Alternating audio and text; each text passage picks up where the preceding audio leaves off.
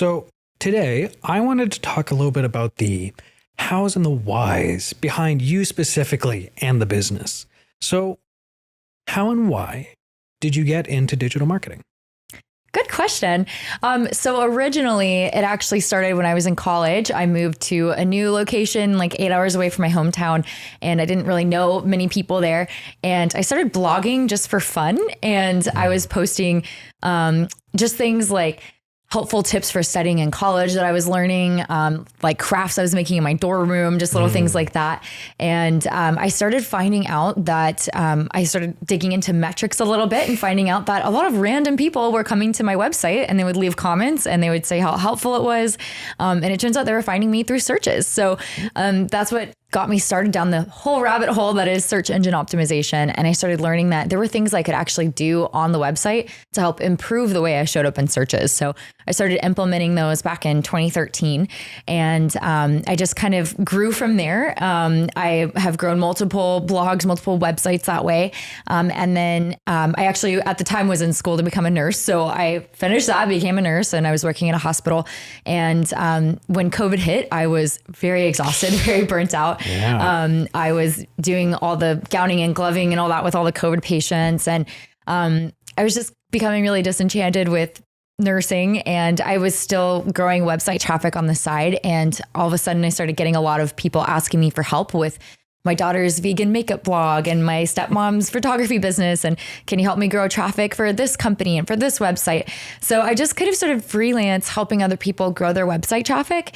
And at the same time being exhausted and burnt out. And during COVID, I realized, oh, this is something I can do from home. Like I don't have to show up at a hospital at 6 a.m. on, I can just be at home in my PJs with my cat and help other businesses get website traffic and get leads. So that's when I made that pivot and shifted into actually making it not just a fun hobby that I was pursuing just because it was really fun, but something that I was actually doing full time. And that's when I started growing an agency and hiring other people to help me help other business owners grow. Interesting. So you've probably been doing this with like an actual agency for 5 years then?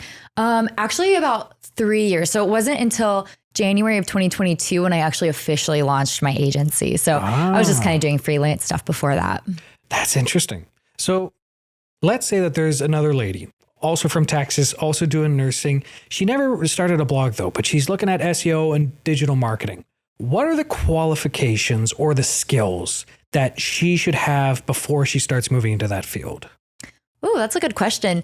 I kind of learned through the fire of just doing it and figuring it out myself. I don't necessarily recommend that. It took me 10 years to really come up with a solid strategy that I know is always going to rank a website 100% of the time. So I would say if you are in this day and age are wanting to start out in that, I recommend just working for other agencies and figuring out how other agencies do it. That's not something I personally did, but it would be a massive shortcut. Like I look back and think, man, I wish I went down that route instead because it's just so much easier to learn from people. I have hired a lot of mentors over the years, and I've spent tens of thousands of dollars on SEO education, more than my bachelor's in nursing I've spent on SEO education. Wow. And and I've spent probably tens of thousands of hours as well, listening to podcasts, watching YouTube videos, sitting on webinars, workshops, all the things to just learn how other people are implementing SEO.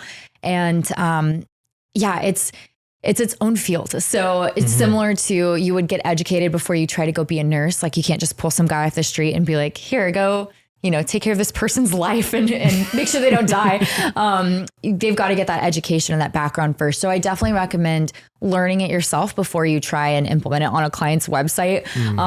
And I think one of the easiest way to do that is to get a mentor and learn from someone else. And so I think the smartest way to do that is to work for someone else, because then you're getting paid while you're learning it. Right. I didn't choose that route, so I ended up paying a lot of money to learn.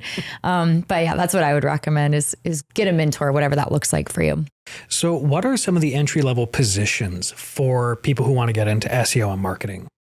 Yeah, that's a good question. I would look at other digital marketing agencies that are offering internships and just see what's out there. Since I didn't go that route, it's hard for me to speak on what's actually available.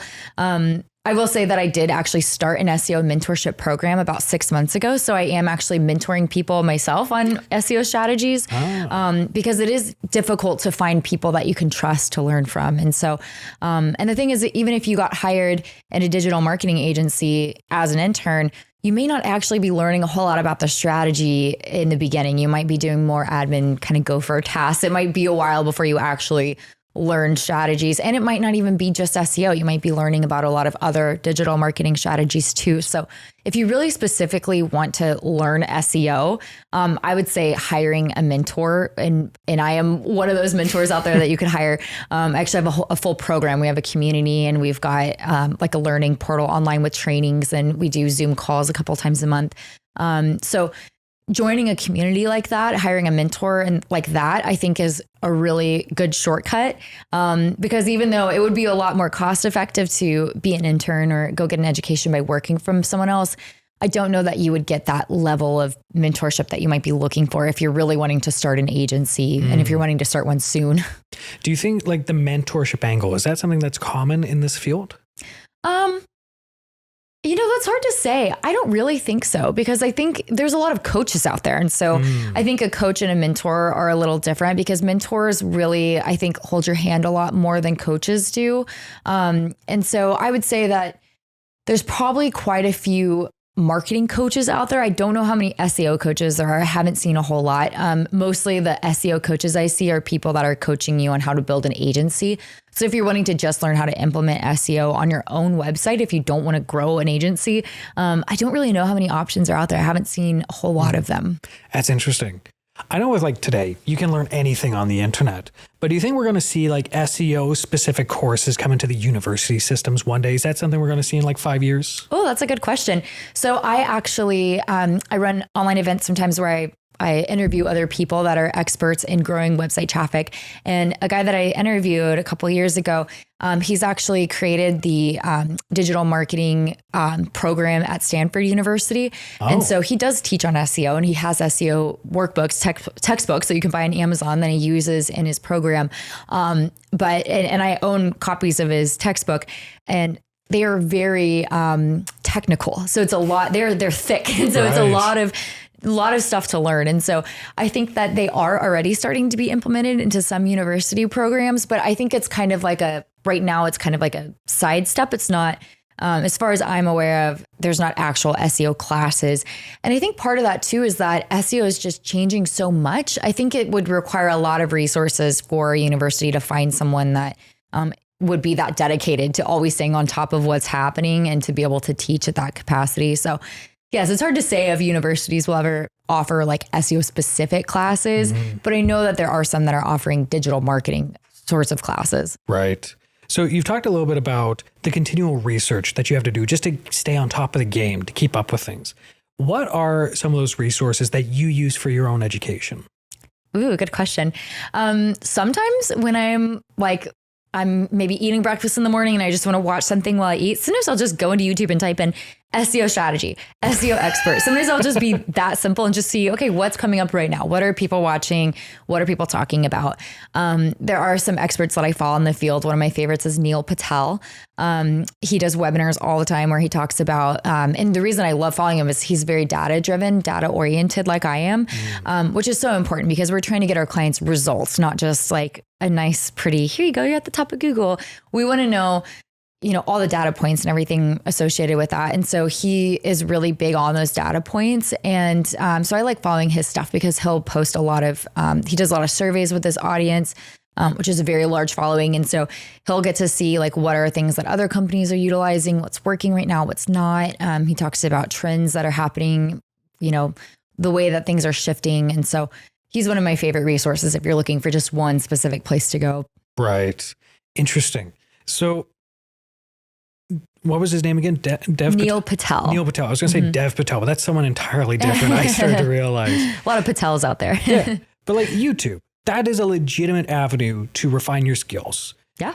Besides Mr. Patel, is there anyone else that you would recommend we look up? It's hard to say because there are some people that I follow that I mostly agree with what they post. So I will say YouTube's kind of a double-edged sword in the sense that yeah, there's a lot of really great info out there for free, but there's also some not so great info.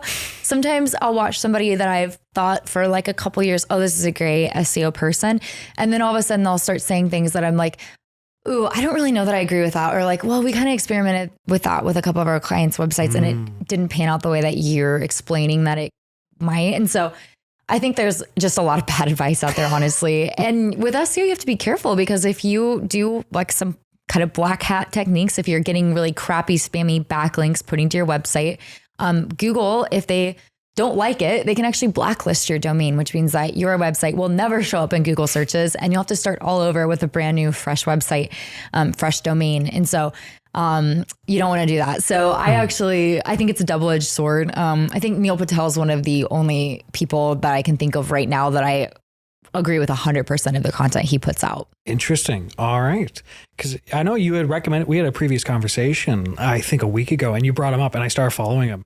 Interesting fellow. Yeah, he's interesting.